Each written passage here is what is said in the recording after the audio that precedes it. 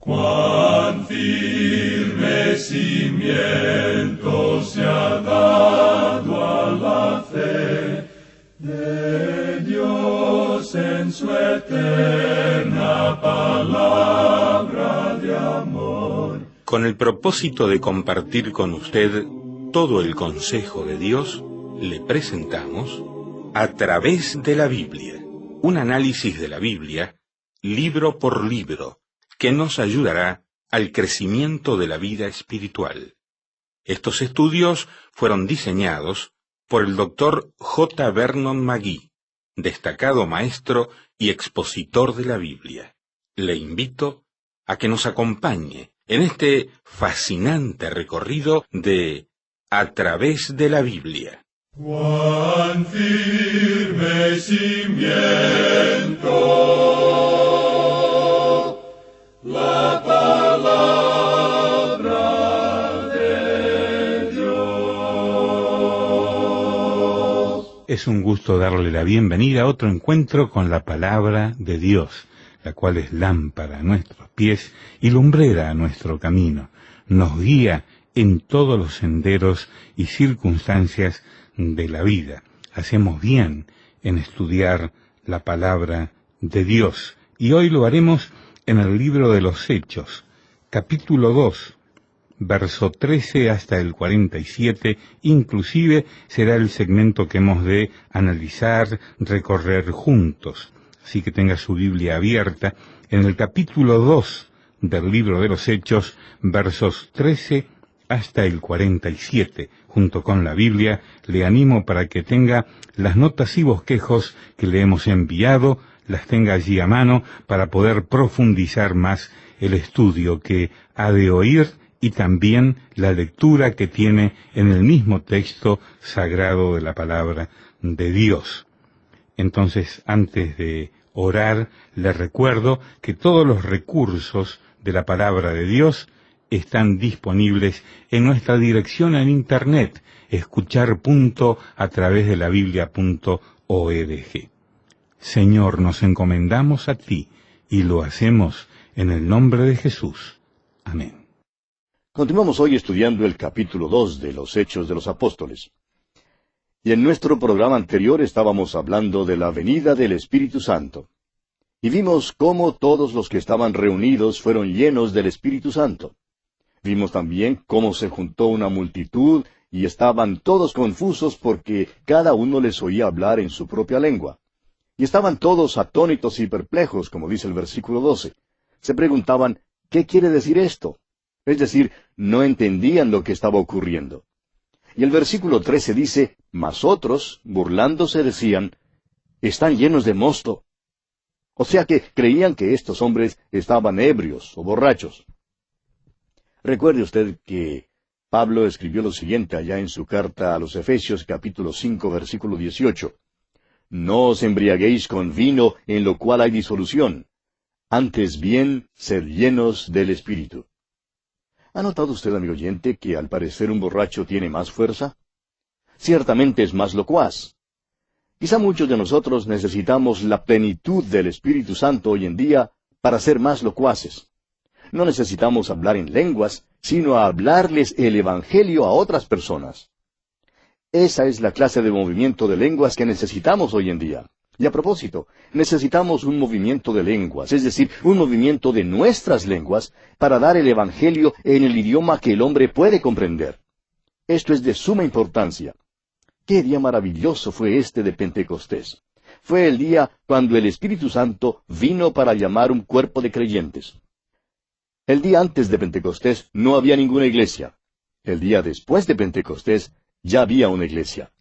Así como la fiesta de Pentecostés en el Antiguo Testamento siguió 50 días después de la fiesta de las primicias, de la misma manera, 50 días después que el Señor Jesús resucitó de los muertos, el Espíritu Santo vino para llamar a un cuerpo de creyentes. Y llegamos ahora a la respuesta de Simón Pedro, que constituye el primer sermón en la edad de la iglesia. Y Pedro se para y contesta la mofa, que dice que están llenos de mosto. Veremos que tomó su texto del libro del profeta Joel. Leamos los versículos 14 y 15 de este capítulo 2 de los Hechos.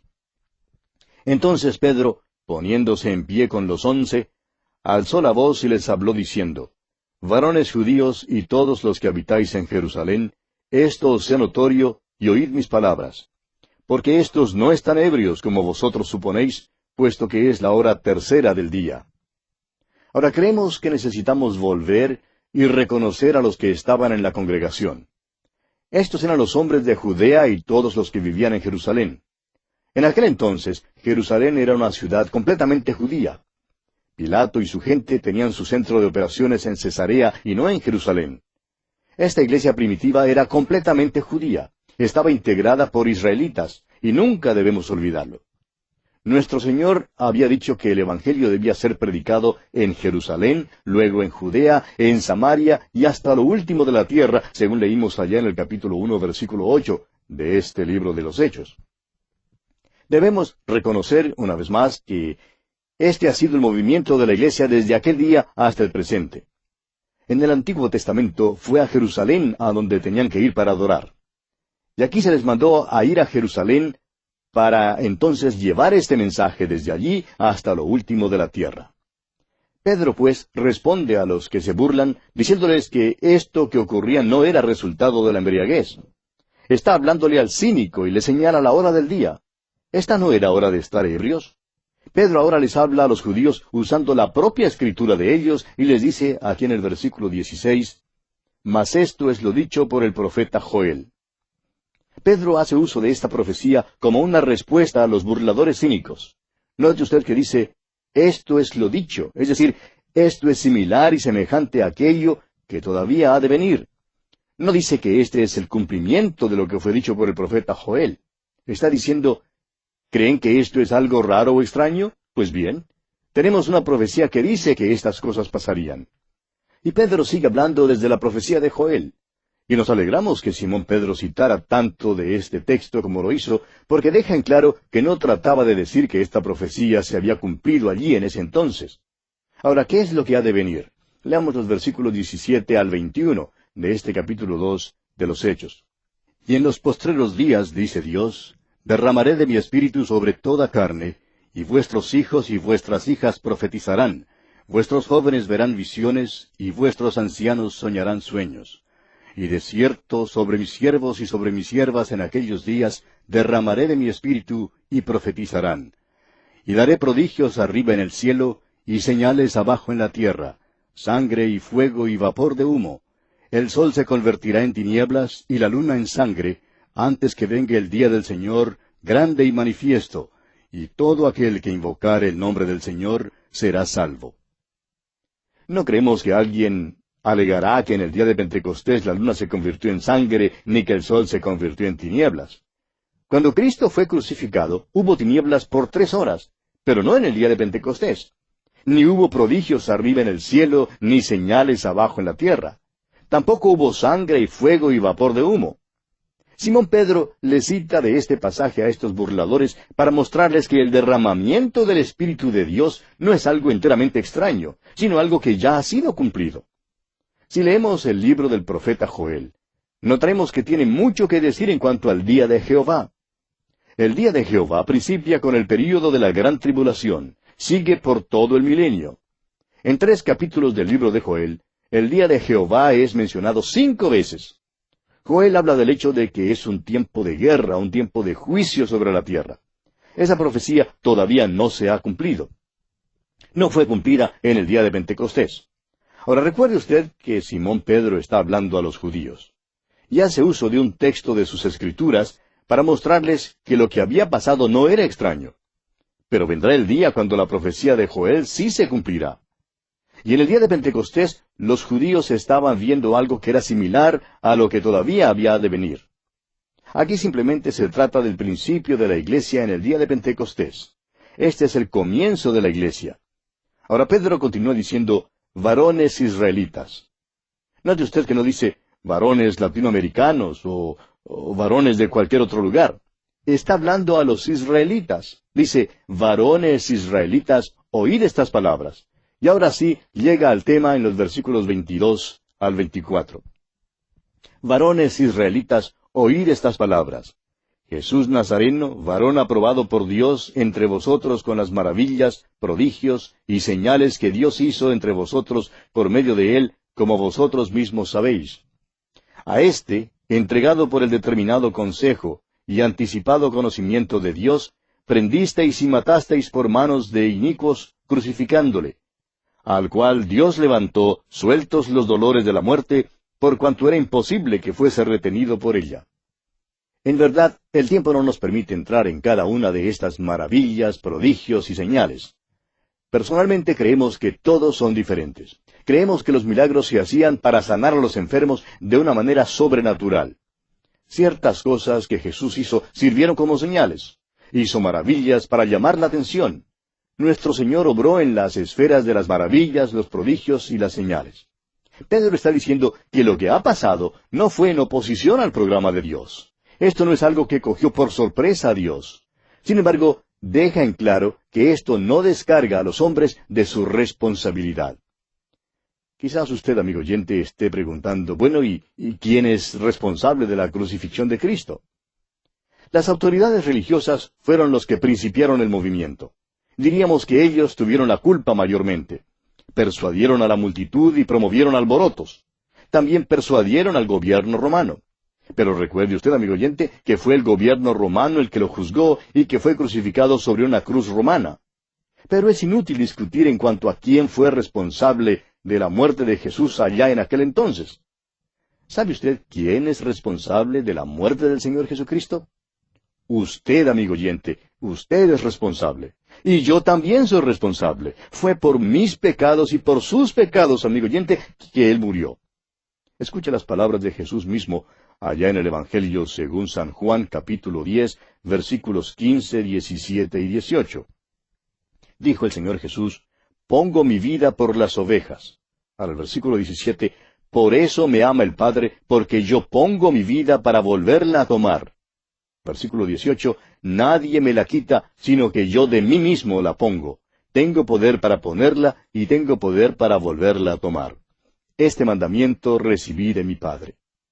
Pedro pues se dirige a hombres que estaban implicados directamente en el complot de la crucifixión y él les dice, prendisteis y matasteis por manos de inicuos, crucificándole. Sin embargo, esta no es la parte más importante de su mensaje. Sigue diciéndoles, al cual Dios levantó, sueltos los dolores de la muerte. Predica aquí Pedro la resurrección de Jesucristo. Este es el primer sermón que jamás fue predicado en la iglesia. Este es el principio. Este es el día de Pentecostés. ¿Y cuál es el tema del sermón? No es la profecía de Joel, amigo oyente. Es la resurrección del Señor Jesucristo. Ahora, cuando Pedro habla de la resurrección, se refiere a un texto del Antiguo Testamento. Cita allá el Salmo 16, versículos 8 al 10. Y nos alegramos que hubiera hecho esto porque nos ayuda a entender el Salmo 16. Leamos los versículos 25 al 28 de este capítulo 2 de los Hechos. Porque David dice de él, veía el Señor siempre delante de mí, porque está a mi diestra, no seré conmovido. Por lo cual mi corazón se alegró y se gozó mi lengua, y aun mi carne descansará en esperanza. Porque no dejarás mi alma en el Hades, ni permitirás que tu santo vea corrupción. Me hiciste conocer los caminos de la vida, me llenarás de gozo con tu presencia. En el Salmo 16, David está hablando en cuanto a la resurrección de Cristo. Esta hora ha sido cumplida. La interpretación de este salmo es dada por Simón Pedro, quien es lleno del Espíritu Santo. Y continuemos ahora con el versículo 29. Dice Pedro, varones hermanos, se os puede decir libremente del patriarca David, que murió y fue sepultado, y su sepulcro está con nosotros hasta el día de hoy. Al parecer, Pedro se paró en el área del templo y pudo señalar con el dedo al sepulcro de David. Usted mismo puede pararse hoy en esa área del templo y desde allí puede señalar con el dedo la cumbre del monte Sión, donde David fue sepultado. Y Pedro está diciendo, es obvio, señores, que David no hablaba de sí mismo, porque sus huesos están allí mismo, en la cumbre del monte. Su sepulcro está allí. No habla de sí mismo, sino de alguien al cual vosotros conocéis y al cual yo conozco. De alguien que no vio corrupción, sino que resucitó de los muertos. Continuemos con los versículos 30 y 31 de este capítulo 2 de los Hechos. Pero siendo profeta, y sabiendo que con juramento Dios le había jurado que de su descendencia en cuanto a la carne levantaría al Cristo para que se sentase en su trono, viéndolo antes, habló de la resurrección de Cristo, que su alma no fue dejada en el Hades, ni su carne vio corrupción. Fue de esto que David habló allá en el Salmo 16. Habló de la resurrección de Jesucristo. Usted dirá, pero yo leo el Salmo 16 y allí no dice que Jesucristo resucitará de los muertos. Amigo oyente, usted tiene que esperar hasta llegar al capítulo 2 de los Hechos y luego el Espíritu Santo interpreta este salmo para usted. Entonces usted puede volver y leer el Salmo 16 sabiendo que se refiere a la resurrección del Señor Jesús. Ahora, ¿de qué habla Pedro? Su sermón trata de la resurrección de Jesucristo, como hemos dicho. El primer sermón que jamás fue predicado en la iglesia fue un sermón acerca de la resurrección. Todo sermón en la iglesia primitiva trató de la resurrección. Continuemos con el versículo 32 de este capítulo 2 de los Hechos. A este Jesús resucitó Dios, de lo cual todos nosotros somos testigos. Estos hombres habían estado hablando en lenguas. Ahora Pedro le dice a la multitud que se juntó allí en aquel día, esto que habéis visto ha tenido lugar porque Jesús fue levantado de los muertos. Y continúa en los versículos 33 al 35 diciendo, así que, exaltado por la diestra de Dios, y habiendo recibido del Padre la promesa del Espíritu Santo, ha derramado esto que vosotros veis y oís. Porque David no subió a los cielos, pero él mismo dice, dijo el Señor a mi Señor, siéntate a mi diestra, hasta que ponga a tus enemigos por estrado de tus pies. Los santos del Antiguo Testamento no ascendieron a los cielos. Si había alguno de ellos que pudiera ir al cielo, de cierto que ese era David. Pero David no ha subido a los cielos, amigo oyente, porque los santos del Antiguo Testamento serán levantados algún día para vivir acá en la tierra. ¿Ve usted? Es la iglesia la que será levantada a la nueva Jerusalén. Se dice en cuanto a los creyentes hoy en día que cuando mueren están ausentes del cuerpo y presentes al Señor. Según lo dice el apóstol Pablo, allá en su segunda carta a los Corintios capítulo 5 versículo 8. Pedro pues expone con claridad que David no subió a los cielos. Luego cita del Salmo 110, versículo 1, y les está mostrando que Jesús está a la diestra de Dios. Estará allí hasta cuando vuelva para establecer su reino. Pero mientras está a la diestra de Dios, todavía obra en el mundo. Continúa Pedro hablando en el versículo 36 y dice, sepa pues ciertísimamente toda la casa de Israel, que a este Jesús, a quien vosotros crucificasteis, Dios le ha hecho Señor y Cristo. Pedro está predicando la resurrección de Jesucristo, amigo oyente. Cristo murió por nuestros pecados, pero resucitó. Y veamos entonces lo que ocurre aquí en los versículos 37 y 38 de este capítulo 2 de los Hechos. Al oír esto, se compungieron de corazón y dijeron a Pedro y a los otros apóstoles, varones hermanos, ¿qué haremos? Pedro les dijo, arrepentíos y bautícese cada uno de vosotros en el nombre de Jesucristo para perdón de los pecados, y recibiréis el don del Espíritu Santo. Tenemos aquí una gente que tenía las Escrituras del Antiguo Testamento. Habían oído el mensaje y habían recibido las profecías. Han estado prosiguiendo en una sola dirección, pero alejándose de Dios, aunque tenían una religión que les había sido dada por Dios mismo. Y ahora se les dice que tienen que arrepentirse. Es decir, necesitan dar media vuelta, necesitan cambiar de dirección y entrar en el camino de Dios. Tenían también que ser bautizados. El bautismo en agua sería la evidencia de que se habían arrepentido, de que habían acudido a Cristo y habían colocado su confianza en Él. No debían ya traer un sacrificio para ofrecerlo en el templo. Debían dar evidencia visible de que habían confiado en Cristo para la remisión de sus pecados. El bautismo, amigo oyente, es también esta misma evidencia para usted.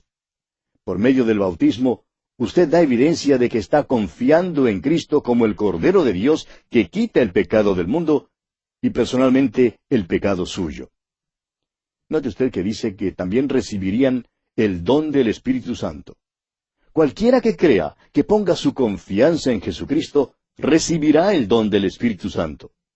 Y continúa Pedro hablando en los versículos 39 y 40 y dice, porque para vosotros es la promesa y para vuestros hijos, y para todos los que están lejos, para cuantos el Señor nuestro Dios llamare. Y con estas muchas palabras testificaba y les exhortaba, diciendo, sed salvos de esta perversa generación. Hace más de 2000 años, amigo oyente, usted y yo estábamos bastante lejos. Sin embargo, está hablando de nosotros aquí. La promesa es para el judío, pero también es para el gentil que estaba lejos.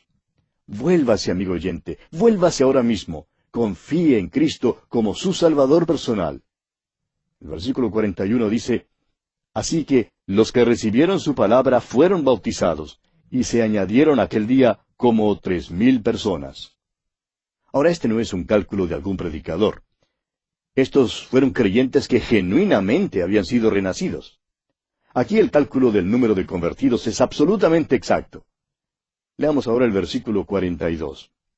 Y perseveraban en la doctrina de los apóstoles, en la comunión unos con otros, en el partimiento del pan y en las oraciones.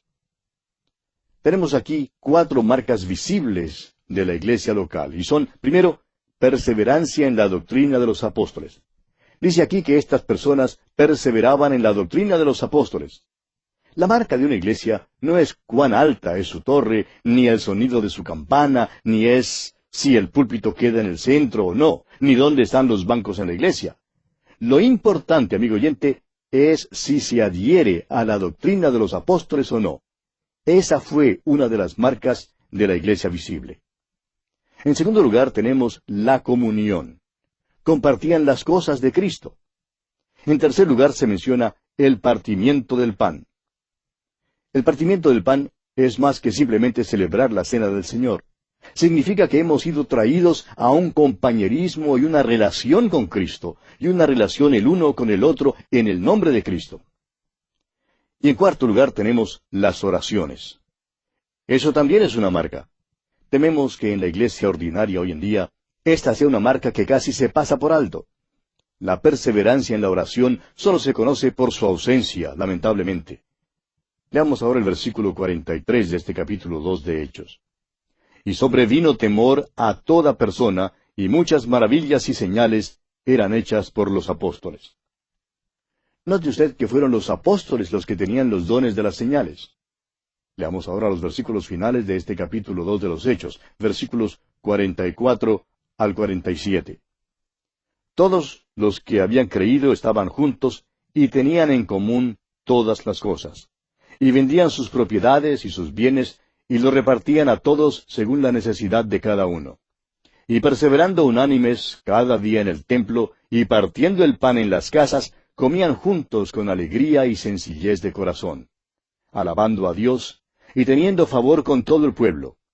Y el Señor añadía cada día a la iglesia los que habían de ser salvos. Amigo oyente, nunca ha sido la iglesia tan fuerte espiritualmente como lo fue en ese entonces. Ahora esta clase de vivir que se menciona aquí casi no podría resultar hoy en día porque hay demasiados cristianos que son carnales, lamentablemente. Ahora fíjese usted que fue el Señor quien añadía a la iglesia los que habían de ser salvos y no algún truco o artimaña publicitaria. Bien, amigo oyente, en esta forma concluimos nuestro estudio de este capítulo 2 de los Hechos de los Apóstoles. Dios mediante, en nuestro próximo programa, entraremos a estudiar el capítulo 3, donde tenemos el primer milagro de la iglesia y el segundo sermón de Simón Pedro. Le invitamos pues a sintonizarnos. Será hasta entonces, amigo oyente, quiera el Señor bendecirle abundantemente. Lamentablemente el tiempo se nos ha terminado. ¿Qué le ha parecido el programa? Nos gustaría saber cómo le ayudó. En pocos segundos más le daré la dirección para que nos escriba. Usted puede escuchar, a través de la Biblia, de lunes a viernes, en esta emisora y en este mismo horario. Será un grato placer poder enviarle las notas y bosquejos de este programa. Estos libritos, sin costo para usted, le ayudarán a seguir paso por paso los estudios en cada libro de la Biblia. Su apoyo a este programa es muy importante para que podamos continuar día tras día con estos estudios bíblicos por radio.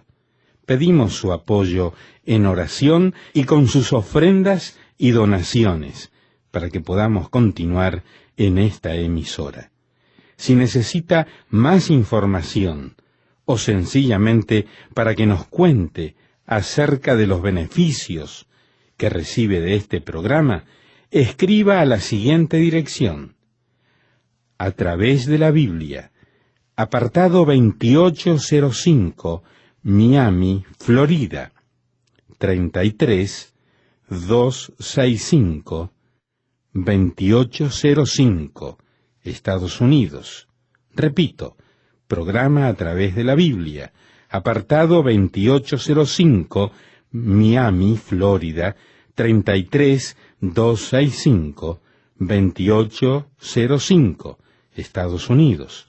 Por correo electrónico, escriba a atv@transmundial.org. Telefónicamente puede llamarnos ahora mismo gratuitamente al siguiente número: 1-800-880-5339. 1-800-880-5339. Amigo y amiga, nos tenemos que despedir ya mismo.